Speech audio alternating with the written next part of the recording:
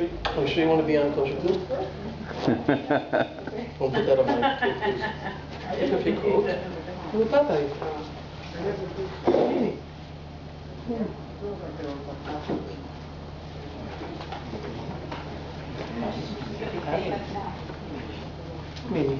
The inspiration of every shit.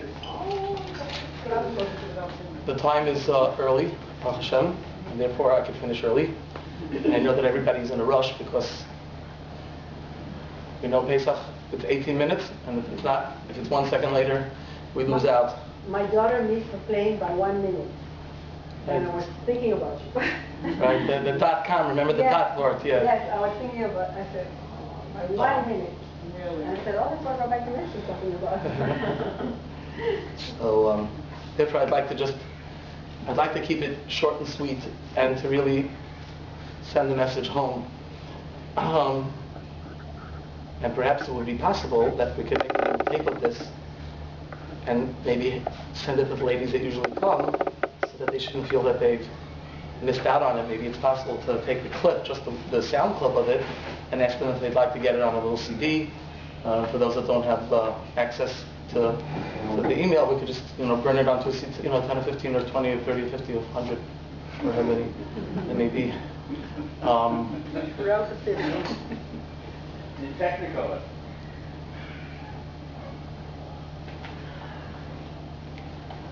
It's interesting that the Shulchan Aruch tells us that while every day of the year, or on every Shabbos of the year, we refrain from bringing out all of our finery, all of our silver and china and the most beautiful things that we have, often what happens is that because of the inyan of the Churban, because of that inyan,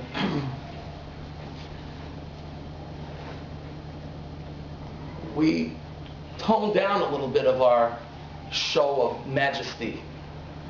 Yet the Shulchan Aruch says that when it comes to Pesach, when it comes to the Leil HaSeder, a person should take all of his finery out. A person should take every beautiful dish and every crystal goblet, whatever a person has, a person should put on the table to show majesty. And this coincides with what the Sefer HaChinuch says, that all of the mitzvos that are associated with the Seder, all of the mitzvos that are associated with the Korban Pesach, are a show of the melucha, of the godless, of the kingly and princely status that the Jews acquired upon Yetzias Mitzrayim and when they accepted the Torah.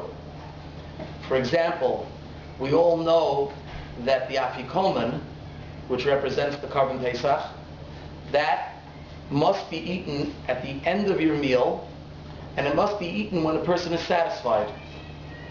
Why is it called afikoman? Take out the dessert, take out the bread. That's why it's called afikoman. And the reason is because when one eats and they're hungry and they're starving, their habits of eating and consuming the food are not noble. They're lacking that regal the regal conduct that a king and a prince has. And therefore, the command to eat the Korban Pesach is done at the very end of the meal. You have to eat it when you're satisfied. That's why tzafun, eating the afikomen, is after the Shulchan Aruch. Why? Because then you're going to eat your kazayas, and it's going to be done in a way that's majestic. Another halacha regarding the Korban Pesach is the etzem lo tishberu bo. Says the Sefer HaChinuch, why must we not break a bone of the Korban Pesach while eating it? And I think that we all know, go to a fried chicken place, especially in the United States, it's a halacha, you have to eat it with your fingers, number one. Finger licking good is Kentucky Fried Chicken. They're going kosher, I think. They're opening a few black kosher franchises, even in the United States. They've changed their batter recipe to a parav artificial milk mix. It was in the Yated this week. It's exactly the recipe they're not giving out, but they've approved it with their taste So now you could eat your Kentucky Fried Chicken, finger licking good. But you know, the best part of it is, and I know like in our family, there's one of the members of my family, you know that when everybody's finished eating their chicken, pass over the bones to this one of our siblings, and they just, that's it, get all the marrow out of it. That's the most important. Says, you know, and I remember often, you know, it's pasnished. You know what I mean? It's pasnished. Pasnished means it's not befitting for your stature to be chewing on a bone. And that's the reason why, because when we're eating the Korban Pesach, Avadim hayinu l'far b'Mitzrayim, we were slaves to Paro, hayinu tziyayinu, and Hashem took us out. The power of the Pesach Seder and the impression that it is to make upon us and our children and our grandchildren and everyone that's invited to our Seder is a reenactment and a reminder in this world where the Jewish people right now are in Galus, and the Jewish people could feel somewhat downtrodden and somewhat neglected and somewhat forsaken and abandoned. But there's one night a year that we close the doors, we remind ourselves, no breaking the bone, no pressing, take out all of the grandeur of what it means to be a Jew, set the table in its finest, wear the most beautiful dress, everybody gets a new suit, no matter what it may be, there'll be everything available as if it's a shulchan shel malachim. And no, you don't eat with your hands, no, you don't chew the bones, no, you don't eat with a ravenous hunger, because tonight, Yehudim hein b'nei malachim. The Jews tonight are kings and queens and princes and princesses.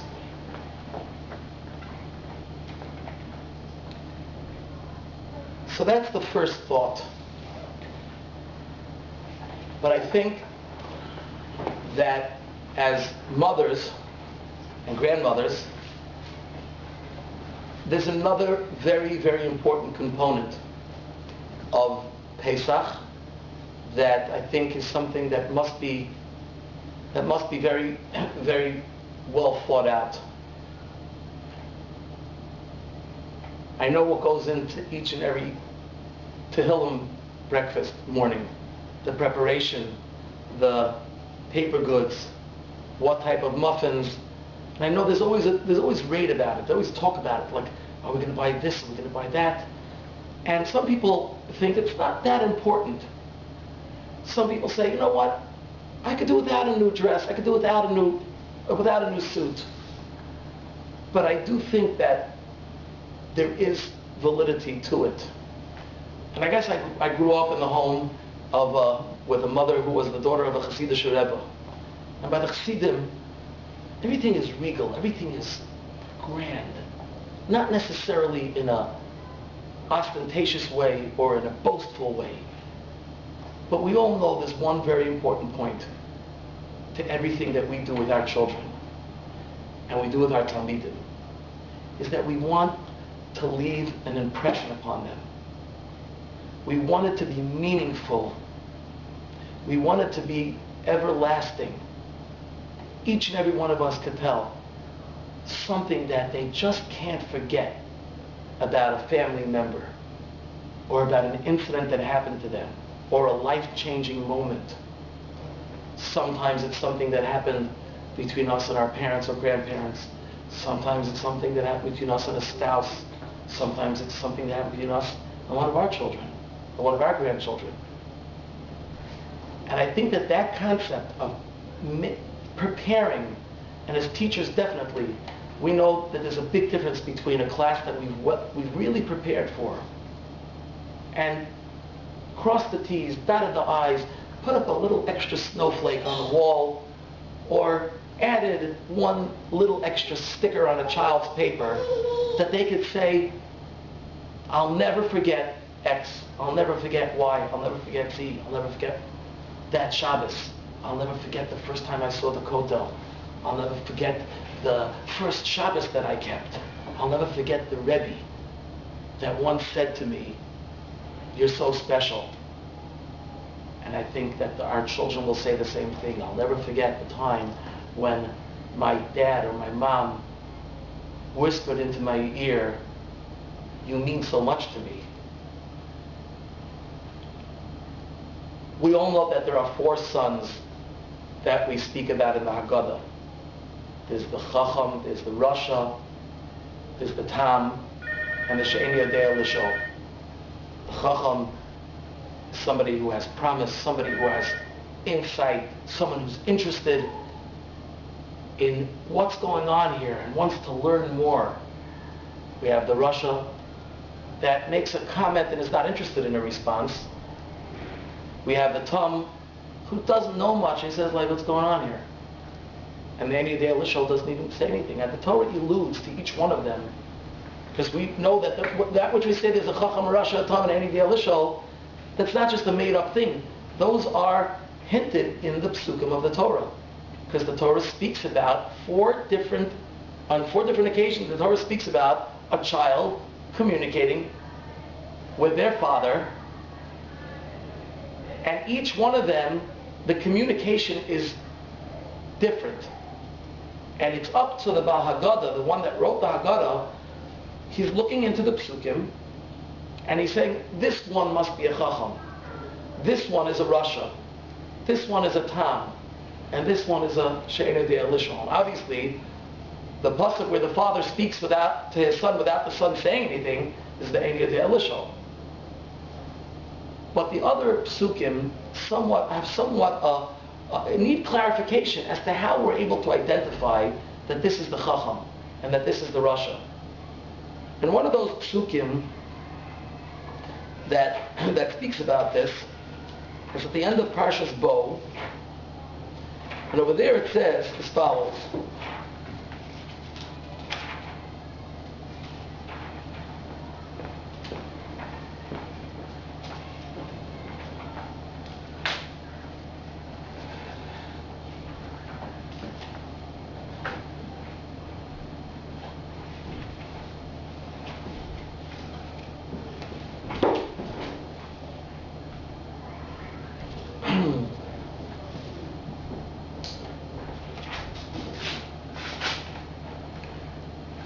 Perik Yud Gimel Pasuk Yud Zayin, Pasuk Yud Daled. V'haya ki yishalcha bincha machar leimor mazos. And it will be that if your son will ask to you tomorrow, mazos, what is this? V'amarta ilav, you should say to him, B'chozek yad hatzir Hashem in Mitzrayim beis avadim. Hashem took us out from Mitzrayim with a strong hand from the house of slavery. And Rashi says right there, Mazos, Zet Tinok Tipesh. This is the foolish son. She'eni Yodea Laha'amik She'ela. So he doesn't know how to ask a deeper question. And asks Mazos. And he asks, what is it? Uv'makam Acher, and in another place it says, V'hayak Yishalcha Bincha Machar, Maha Eidos V'hachukim V'hamishpatim. What are these testimonies and statutes and laws that Hashem commanded you? And that's the She'elas Chacham. That's in Sefer Dvarim, Parshas V'eschanan. That's the Ben Chacham. And the Kli Yakar asks a question. He says he doesn't understand where this came from.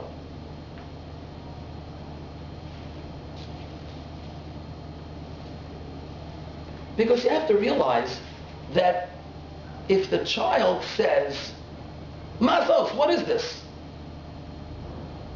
Tell me, is that a Tam or is that a Rasha?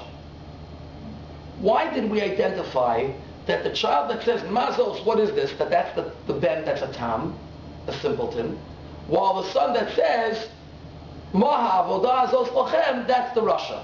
What's the difference? Maha avodah azos lachem means, well, what is this that you're doing? Maha avodah azos lachem. Why can't that be also the Tam? Well, what is this thing that you're doing? Over here the son says, Mazos. Says the Kli Yakar, why is this not the Ben Rasha? Mazos, what are you doing? You know what you're doing here? Says the Kli Yakar, I'll tell you where. Because in this pasuk, where the pasuk is speaking about the time, it says, V'haya ki yishalcha bincha bachar. The child doesn't ask you this question at the Seder. This child asks you the question tomorrow. The other pasuk by the Rasha, it's right there. V'haya ki amru aleichem b'neichem ma avaros eslachem. By the Ben Chacham, it says, V'haya ki yishalcha bincha, again, machar. Moha edis v'chukim v'mishpatim. Ben Chacham. Says the Kli Yakar. Take a look at when the child asks the question.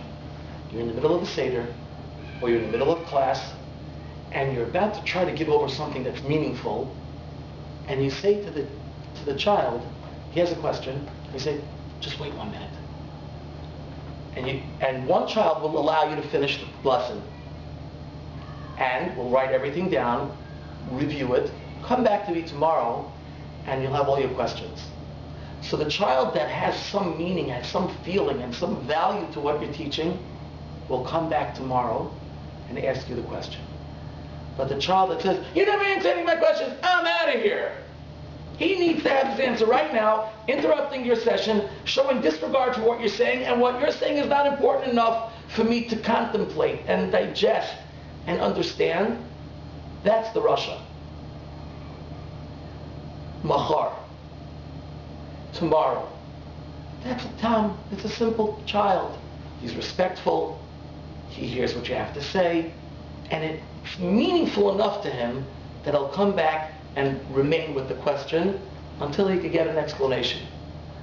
Those two children that ask tomorrow are the tam and the chacham. But when the Rasha says, right then, and needs an answer immediately and really has no regard for retaining it and an interest to internalize it, that's somebody that you have to be very careful for. And I believe that in the theme that we opened with, there's another value. Because as parents and as teachers, we have to really, really prepare everything we do in our interaction with our children, that it should last until tomorrow. It should be something that we give enough time and thought to, that tomorrow the child is still going to have it on their mind. And when we worked hard enough that it's made an impression, then you've acquired the neshama of that child. You've acquired the desire and the commitment of somebody that you're trying to connect with.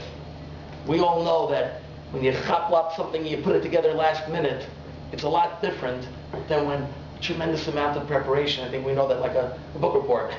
We could tell by looking at the paper. We could tell by looking at the test. Did he study? Did she go to the library and do the research? Or is it sort of piecemeal together? Machar. And I think that's something that women have an insight into.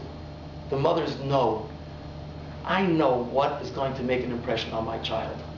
I know what's going to be able, on this unbelievably powerful night of Pesach, at this most important gift that HaKadosh Baruch Hu gave to us, as we explained in the previous weeks, that there is something different about tonight that there is not in every day of Sipur Yetzias Mitzrayim. We spoke about hands-on. We spoke about sequence of events. We spoke about questions and answers.